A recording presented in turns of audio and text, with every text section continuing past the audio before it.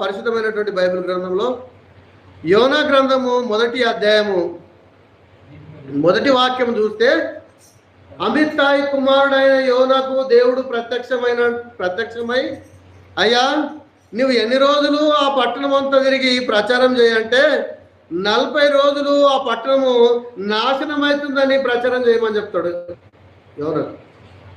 మరి యోనా పోతాడంటే ఆ పట్టణానికి వెళ్ళను అని తప్పించుకోవాలని చూస్తాడు. దేవుని యొక్క సంకల్పం దగ్గర మానవుని శక్తి అది సరిపోదని నమ్మొచ్చు అనమాట. ఎవరి శక్తి దగ్గర? దేవుని యొక్క సంకల్పం కనుక ఉంటే మానవుని శక్తి సామర్థ్యాలు అవి ఏమి పనిచేయవు అనుకోవచ్చు అనమాట.